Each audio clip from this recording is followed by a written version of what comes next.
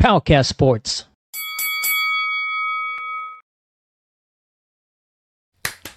Sabi ko naman sa inyo, Casimero mananalo dito. Easy work, TKO in round number 5.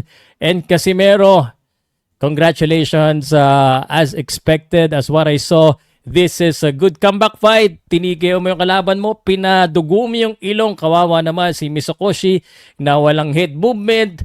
Hindi man lang nakasakit yata sa iyo eh. Here's what happened in the fight and what is next for Casimero kasi sinabi niya po yung gusto niya and ito naniniwala ko na yon ang magiging sunod sa kanya. Alam mo kung bakit? Unang-una sa lahat, Casimero versus Tommy Misokoshi is of course, I have to be honest with you, mismatch talaga yan. Sa una pa lang, talagang lamang na lamang sa experience sa lahat ng bagay kahit hindi 100% si Casimero.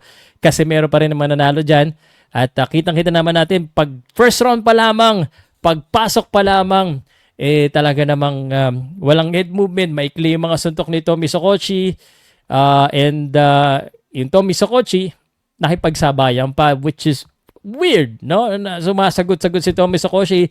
Siya yung umaatake dito, hindi niya pinahabol itong si Casimero, and that is what will happen. Yan, naduguan kagad. I think second round pa lang dumugo na kagad yung ilong.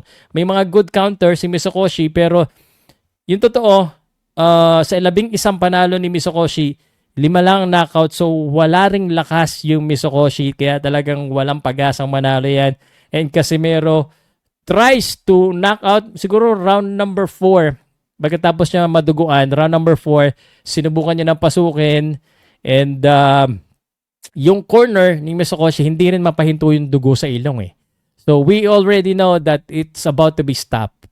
So feeling ko rin may stop yun eh. So nina nga nangyari round number 5 na knockdown si Misokoshi, and yung itsura ni Misokoshi parang puyat, parang nabugbog talaga ni Casimero, bugbog sarado talaga ni Casimero. Nakita ng referee wala nang pag-asa to, ihinto na natin, hininto na po ng referee ang laban, and yun ang nangyari sa laban. So hininto. So after the fight, I'm happy sa sagot ni Casimero. He was humbled, and hindi siya masyado nagyabang, and hindi niya hinamon si Inoue. At ang hinamon niya yung posible, which I think posibleng mangyari next, yan po ay ang labang kay Luis Nery kasi pareho pong hawak. Yun naman talaga ang plano. Manalo para sa mas malaking laban, at sa plano, aminado naman si Casimero na hindi malaking laban yan. So next natin, Luis Nery versus Janriel Casimero. Jan, medyo mahihirapan na si Janriel. Yan talaga ang tunay na laban. Ito, easy work lang talaga. Let me know what you think. Sa tingin niyo ba pinakita ni Casimero yung tunay niya lakas dito o mas lalakas pa? Let me know sa comment section, guys. Baka yan manood na ako. Sa Japan, manood na ako ng Luis Nery versus Janriel Casimero.